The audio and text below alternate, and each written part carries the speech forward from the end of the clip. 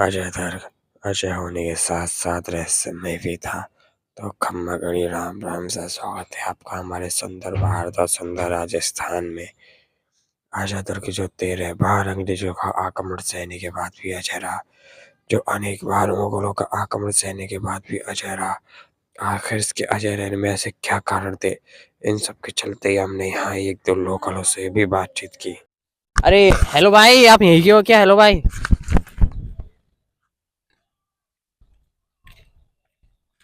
हाँ भाई बोलो। भाई आप हमें ये बताइए, ये जो लोहागढ़ किला है, इसके अजय रहने में आखिर ऐसे क्या रहस्य हैं? ऐसे रहस्य बहुत सारे हैं, आप जानेंगे तो आश्चर्यचकित हो जाएंगे। भाई आप तो हमें ये बताइए, हमने इस किले को पूरी तरह स्टडी करने का हमने निश्चय किया है। आप बस हमें ये बताइए, इसके मतलब अजय रहने में वैसे एक तोप तो यहाँ पर है इतनी बड़ी, ऐसी क्या और भी तोप है इस किले में? और मेरे हिसाब से तोप से आधी सेना को आराम से उड़ाया जा सकता है, क्योंकि जिस प्रकार महाराजा सूरजमल ने इतनी ऊंचाई पर लाकर तोपें रखवाई हैं उस प्रकार से। भाई यहाँ पर एक तोप नहीं, बहुत सारी तोपें हैं, जहाँ आपको दिखेंगी नहीं, वो गुप्त राज में दुखी हुई हैं। मतलब ऐसी यहाँ पर अनेक तोपें जिनके द्वारा इस किले को अजय बनाए रखा है। इसके कोने कोने पर बहुत सारी तोपें हैं। ये तो एक बस तोप है जो यहाँ पर रख दी गई है सेफ दिखाने के लिए। अच्छा, मतलब इसको दिखाने के लिए ताकि सारे सैनिक यहाँ पर आए और उन तोपों से उनको उड़ाया जा सके। हाँ, यहाँ पर इसलिए नहीं दिखाई गई क्योंकि वो उनके हमले के लिए दुक्का दुक्का के, जैसे कि वो मतलब आपका कहने का मतलब है वो तोपें बिल्कुल गुप्त हैं। गुप्त है वो सारी तोपें गुप्त हैं। उसके बाद हम निकल पड़े तोपों के रहस्यों को ढूंढने।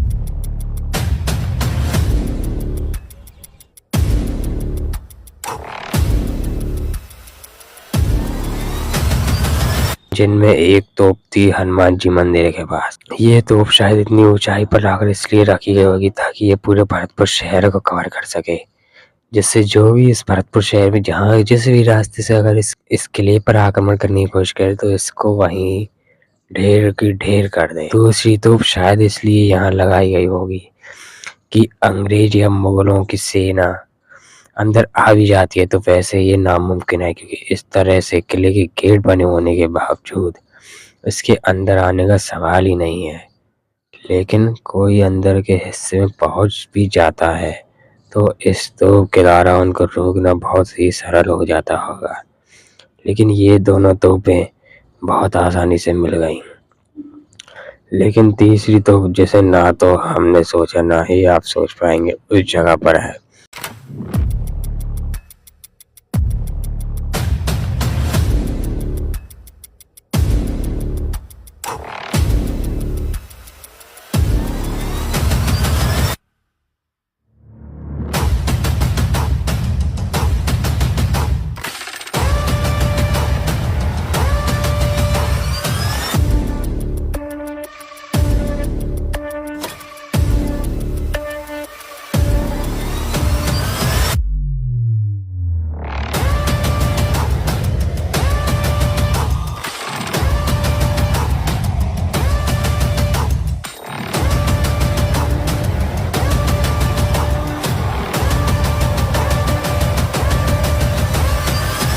हमें पता चला कि यह तो आधे शहर को कवर करती है, अर्थात जो किसी भी सेना को आदी करने में बहुत मददगार है। यह तो इतनी घने जंगलों में इतनी ऊंचाई पर रखने का शायद ही कोई कारण होगा। महाराजा सूरजमल की कोई युक्ति होगी।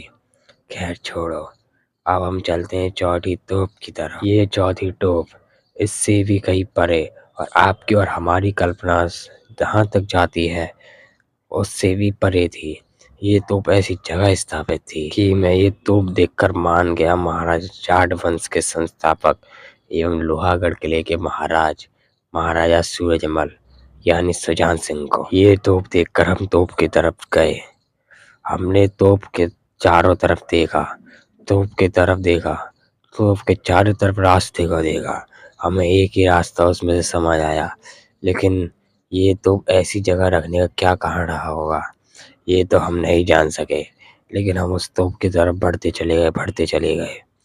फिर हमें थोड़ा सा रास्ता पाया, फिर हमने उस पर चढ़ने की कोशिश की।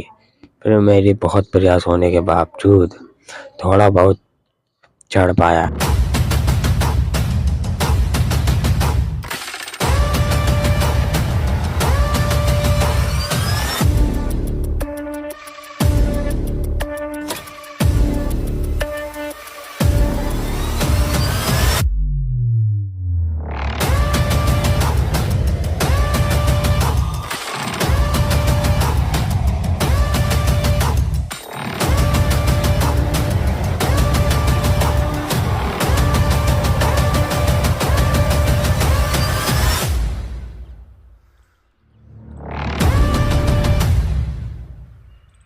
लेकिन ये तोप तक जाने का रास्ता हमें नहीं मिला, तो हमने इस तोप का थोड़ा बहुत सीन ही लिया। ये सब देखकर मुझे समझ आया कि लोहागढ़ का नाम अजय दुर्ग कैसे पड़ा। तो खम्मागणी राम राम साहब, मिलते हैं आपको किसी ऐसे ही नए रहस्यमय स्थल या नए पुरातात्विक स्थल के साथ। जय श्री राम।